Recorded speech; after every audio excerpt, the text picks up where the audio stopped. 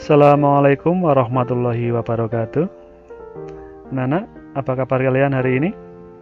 Ya, alhamdulillah sehat ya. Iya. Pada pertemuan yang lalu kita sudah belajar di pembelajaran yang pertama. Untuk hari ini kita belajar di materi pembelajaran yang kedua, mata pelajaran PPKN ya, untuk kelas 5. Untuk materi hari ini kita melanjutkan di materi yang kemarin ya, tentang nilai-nilai yang terkandung dalam sila-sila Pancasila. Mari kita awali kegiatan pembelajaran pada hari ini dengan membaca basmalah bersama-sama. Bismillahirrahmanirrahim. Ya. Pada pertemuan yang lalu kita sudah membahas tentang nilai yang terkandung dari sila pertama sampai dengan sila yang ketiga. Kemudian contoh-contoh sikap yang sesuai dengan sila pertama sampai dengan sila yang ketiga. Ya, coba bersama-sama. Bunyi sila yang pertama yaitu ketuhanan yang Maha Esa. Ya, betul. Bunyi sila yang kedua kemanusiaan yang adil dan beradab. Bunyi sila yang ketiga Persatuan Indonesia. Kali ini kita akan melanjutkan materi yang kemarin. Sekarang ke sila yang keempat. Apa anak-anak bunyi dari sila yang keempat? Ya, kerakyatan yang dipimpin oleh hikmat kebijaksanaan dalam permusyawaratan perwakilan. Anak-anakku semua yang Pak Guru sayangi, nilai yang terkandung dalam sila yang keempat, yang pertama, bahwa setiap warga negara memiliki kedudukan dan hak serta kewajiban yang sama. Jadi kita sebagai warga negara Indonesia tidak kaya, tidak miskin, tidak pejabat, tidak yang lain-lainnya, bahwa setiap warga negara memiliki kedudukan, hak dan kewajiban yang sama. Yang kedua, mengambil keputusan secara musyawarah. Yang ketiga, menghormati dan menjalankan hasil keputusan bersama.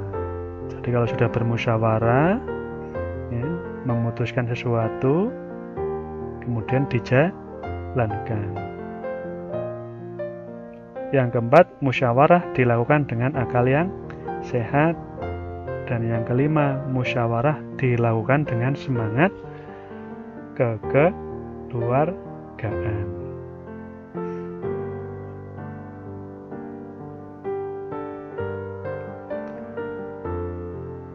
Contoh sikap yang sesuai dengan sila yang keempat. Yang pertama tadi, bahwa kita memiliki hak dan kewajiban yang sama.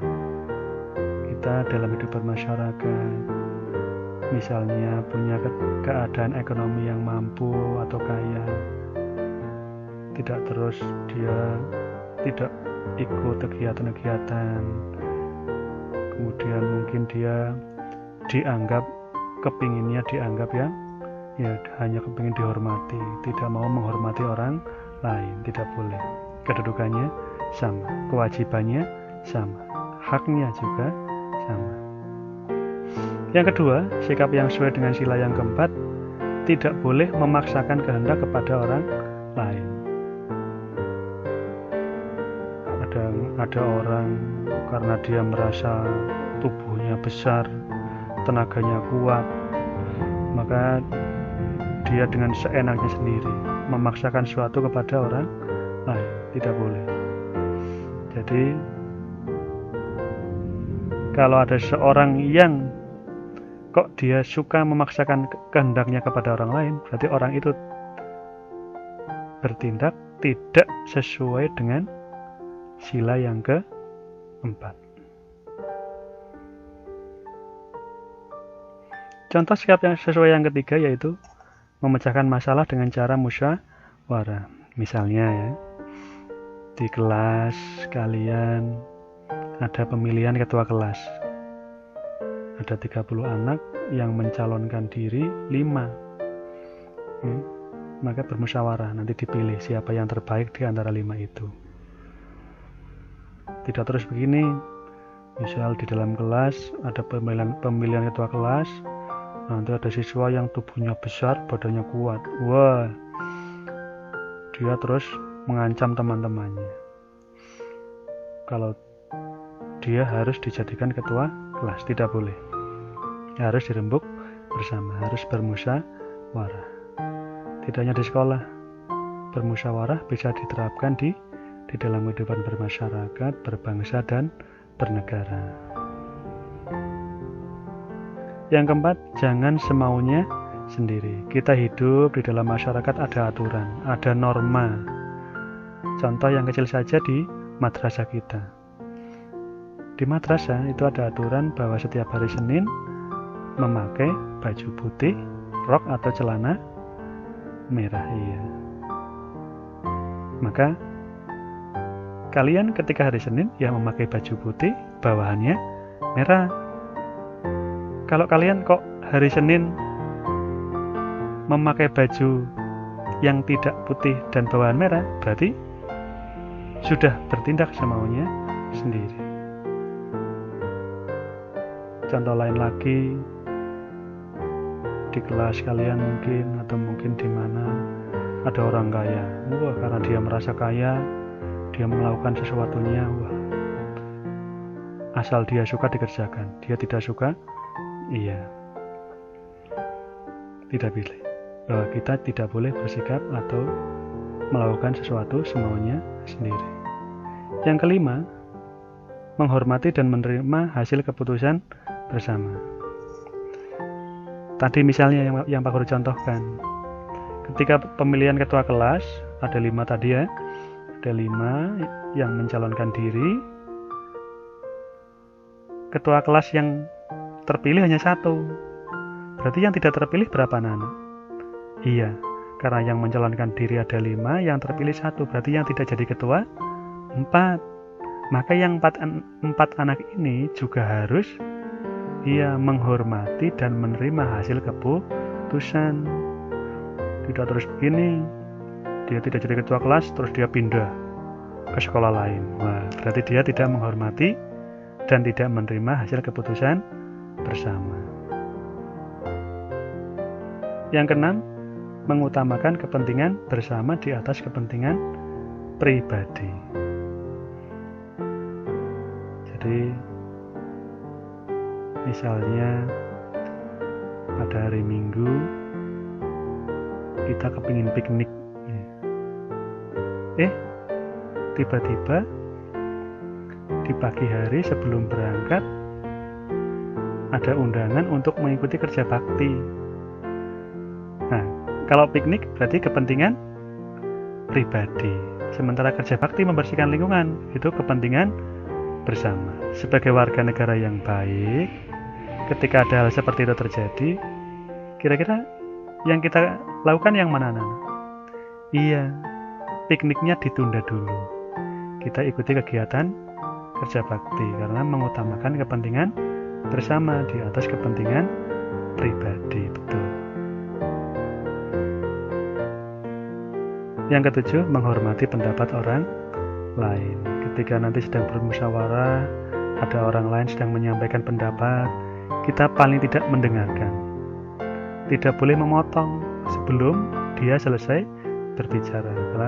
Kalau belum selesai berbicara, kalau kita memotong, berarti kita tidak menghormati. Kemudian tidak boleh menghina. Apapun pendapat orang, ya biarkan. Karena itu pendapat dia. Kita wajib untuk menghormati.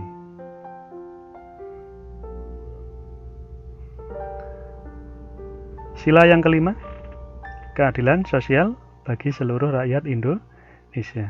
Nilai yang terkandung di dalam sila yang kelima: 1. Mengembangkan sikap kekeluargaan. Yang kedua, menjaga keseimbangan antara hak dan kewajiban. Yang ketiga, suka bekerja keras. 4. Menghargai hasil karya orang lain. Dan yang kelima, suka menolong. Lantas, sikap apa saja yang sesuai dengan sila yang kelima? 1. Saling menghormati sesama manusia. Tidak kaya, tidak miskin, tidak bodoh, tidak pintar. Semuanya saling menghormati. Kita berbeda-beda tetapi tetap saling menghormati. Itu nilai yang sesuai dengan sikap atau sila yang kelima. Yang kedua, melaksanakan hak dan kewajiban secara seimbang. Contohnya misalnya bagaimana Pak Guru? Kalian di rumah, kewajiban kalian apa anak-anak? Iya, belajar. Ada lagi?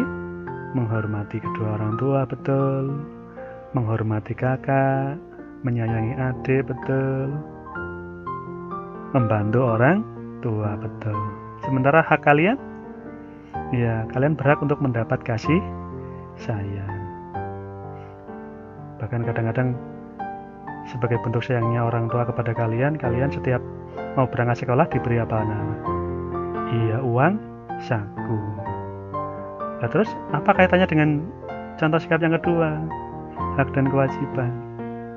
Nah, kalian mendapat hak setiap hari, diberi uang saku, diberi makan, tempat tinggal, tapi juga kalian harus melaksanakan kewajiban kalian. Tidak boleh uang saku minta terus, harus diberi setiap hari. Sementara kalian di rumah hanya tiduran, main game saja, hanya nonton TV. Tidak boleh, berarti kamu tidak seimbang menjalankan hak dan kewajiban. Nah, terus yang seimbang bagaimana? Ya, kalian mendapat hak, diberi uang saku, bahkan mungkin sering dibelikan baju. Kamu juga harus menjalankan kewajiban kalian. Membantu orang tua, mungkin hanya sekedar menyapu. Bahkan hanya belajar saja pun kalian di rumah itu sudah membantu orang tua. Orang tua kalian pasti sangat bahagia melihat kalian rajin belajar. Ya. Kemudian mungkin disuruh orang tua untuk membeli apa di warung, dilaksanakan. Jangan sampai menolak. Berarti kalau kalian sudah melaksanakan kewajiban, kemudian menerima hak, berarti kita sudah bersikap sesuai dengan sila yang kelima. Yang ketiga, hidup rukun terhadap sesama. Di sekolah dengan teman, saling menghormati, saling menyayangi, tidak saling berkelahi, tidak saling mengejek. Hidup rukun. Di masyarakat dengan tetangga, saling menyapa. Ya, kalau mungkin punya rezeki berlebih, saling membantu. Yang keempat, memberikan bantuan kepada orang lain. Lebih-lebih lagi seperti sekarang ini di masa pandemi COVID-19 atau virus corona, banyak orang atau saudara kita yang kekurangan. Berikanlah bantuan kepada mereka. Walaupun mungkin nilainya tidak banyak, tapi hal itu pasti akan sangat membantu. Yang kelima, gotong royong membersihkan selokan. Selokannya kotor, dibersihkan. Secara gotong royong, kerja bakti. Berperilaku hidup hemat. Diberi uang saku 10.000 sehari habis. Diberi uang saku sehari 20.000 habis. Diberi uang saku sehari 50.000 habis juga. Berarti tidak sesuai dengan sila kelima sikapnya. Nah, terus yang saya bagaimana?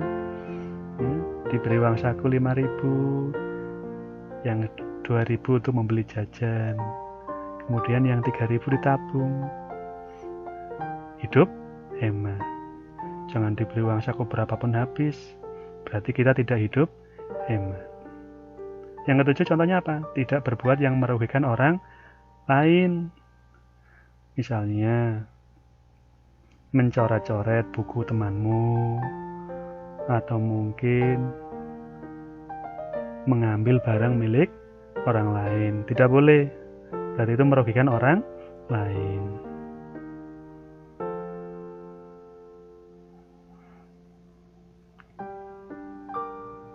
Contoh perilaku yang tidak sesuai dengan nilai-nilai Pancasila di lingkungan sekolah. Misalnya ini yang tidak sesuai ya. Contoh perilaku yang tidak sesuai dengan nilai Pancasila. Di sekolah misalnya berteman dengan yang kaya saja, dengan yang miskin tidak mau. Kedua, menyontek saat ulangan. Yang ketiga, tidak mengikuti upacara bendera, malas, pura-pura sakit. Nah, tidak boleh. Contoh di lingkungan rumah. Contoh ini yang tidak sesuai ya. Membantah orang tua. Diperintah apa, dinasihati apa, malah membantah. Tidak menjalankan ibadah. Kita sebagai umat muslim misalnya, tidak sholat, ya. Bermalas-malasan, hanya main game saja di dalam kamar, tidak membantu orang tua. Contoh perilaku yang tidak sesuai dengan nilai Pancasila di masyarakat: minum minuman keras dan berjudi, suka pamer kekayaan, tidak mengikuti kegiatan kerja bakti.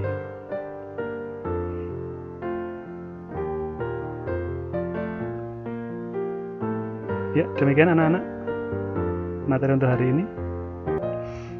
Mari kita tutup kegiatan pembelajaran 2 ini dengan membaca alhamdulillah bersama-sama. Alhamdulillahirabbil alamin. Sampai jumpa minggu depan. Assalamualaikum warahmatullahi wabarakatuh.